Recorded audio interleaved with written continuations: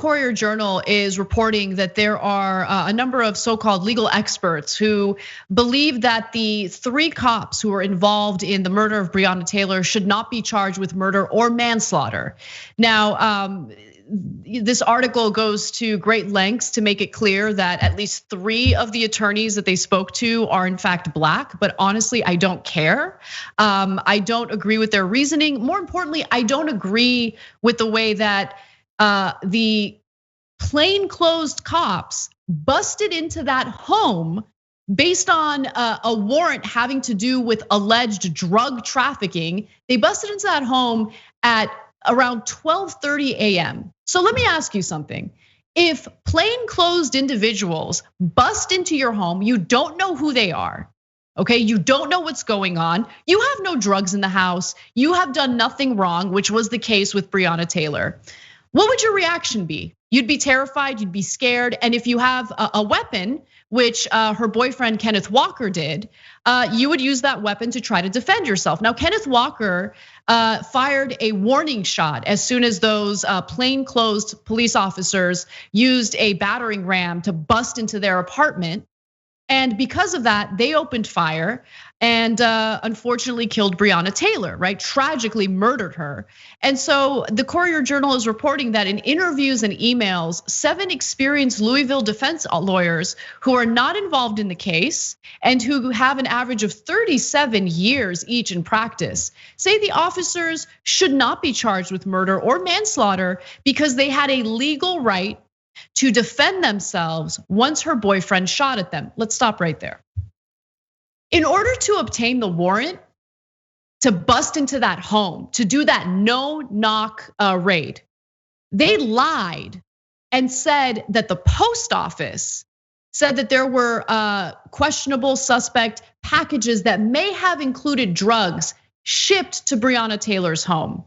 Later, an official with the post office said that that was a lie, that no one within the post office said that. So they lied in order to get that no-knock warrant and bust into that home at 12:30 in the morning, roughly 12:30 in the morning. Already, false premise to get that warrant. And they murdered an innocent person as she was sleeping in her own apartment. There were no drugs found. They were plainclothes cops. I mean, this just, it blows my mind that these arguments are being made, right? They did not have a right to enter that apartment because they lied about the evidence necessary, the probable cause necessary to obtain the warrant from the judge.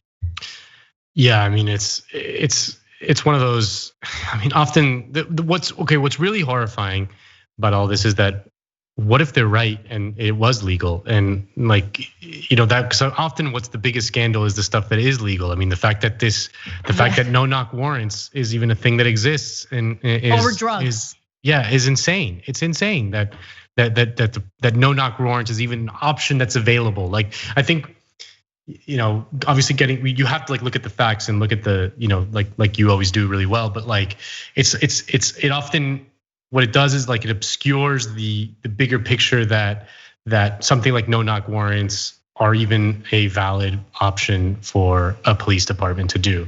And yeah, I mean this is such a flagrantly obvious case of just insane overreach on so many levels. Just the idea of just being murdered in your home by the police is just, it's crazy. I mean, it's not the first time it's happened either. And during the story of that cop who was drunk and went to the wrong apartment and entered the wrong apartment and then startled the woman that was living there and shot and killed her. Remember the story of the cop who, thought she was entering her apartment, but that's that's the one I'm referring to. Yeah. Yeah, and saw, the actual resident of the apartment that she wrongly went into, like laying on the couch. She shot and killed him immediately. No questions asked.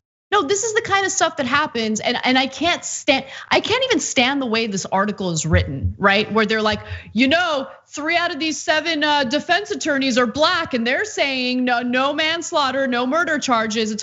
But I don't care about the race of anyone who's making these arguments, because the argument is wrong. It's wrong. So I agree with you, Nando. The way the system is wrong, right? Yeah. Overall, the fact that these types of no-knock warrants exist for drug charges needs to be changed. Yeah. But if we just even put that aside and focus squarely on how they obtained that warrant wrongfully, how they lied about what the post office told them in order to get that warrant from that judge, how are you going to argue that no charges? And yes, they could face a civil suit, and they absolutely should. There's no question about it. But is this story going to lead to them changing the system or questioning whether no-knock warrants make sense in cases like this? Of course it's not. Yeah. And like the lack of justice is what infuriates people, and that's why you have people protesting out on the streets right now. This is the kind of stuff that makes people feel that their lives aren't valued. Yeah, and it's like, what is that journalist kind of doing there? What kind of role are they playing? I mean, often the case with local news organizations that they're incredibly tied in with the local cop, police departments. They're just a very kind of symbiotic relationship there. The local news, they need scoops, and the cops give them the best scoops. So there's just a virtuous cycle there between those two institutions. Usually, it's not always the case, but it's very often the case. And again, like, it's one of those, like, you're looking for the teeniest technicality as a way to obscure the bigger injustice of it all. Like you said, like the lack of justice. I mean, it's like one of those, like a 2-year-old could know that this is just wrong, and you can talk yourself into a pretzel by, finding some obscure legal workaround to whatever the thing is. But like at a certain point, all that stuff is just obscuring the truth, which is not what you should be doing as journalists, right? You can technicality away anything, but if it doesn't pass the like common sense 2-year-old test, then what are you doing? Like what are you actually doing? Yeah, no, I think you brought up such a great point about the media, because Ben Mankiewicz worked in local news for a long time, and he shared a story that I think is so important. He was talking about police and how involved they are in the way that local news covers them. And he shared an anecdote about how, if you say something without kind of getting a green light from the cops as a local reporter, they punish you by not inviting you to certain press conferences, by refusing to alert you when there's going to be some sort of perp walk. Right, the kind of stuff that honestly local news is run on. Yeah, the scoops that you need. Exactly. Yeah. And so he mentioned that when he was talking to Cenk on Old School. If you're watching this as a member, you have access to those archives. Definitely check that out. It's important to know about these things and know about the influences behind the scenes. But it was even for me, and I'm pretty savvy about this kind of stuff, but even for me, it was really like an enlightening conversation that gives you a sense of how much propaganda, pro-cop propaganda there has been in everything, in video games, in the way that news stories are crafted, especially in local news. We need to be aware of this stuff when we're trying to dissect narratives. People underrate the power of local news because like no young people watch it, and it's just kind of a thing that is not in the cultural zeitgeist in any way, but tons of people watch it, and especially for local affairs. I mean, they really do shape the narrative. And like I said, the local TV news, and this wasn't the case for this particular story, which was written in a newspaper, but for the local TV news, I mean, they have essentially become media wings of the local police department. I mean, it's just as they get starved of resources more and more, they rely on the police department for content, like you said. And there's actually a great episode of the podcast called Citations Needed about this whole dynamic. They went like a deep dive in all of this. And it's something that I saw very up close, working in a network with a local news station next to us. I mean, it's just, they need to feed the beast. They, like everyone else, the content beast never stops. And Cops is just a great reliable fodder to put on the screen every single day. There's something, and if you get that cut off as a local journalist, you are done.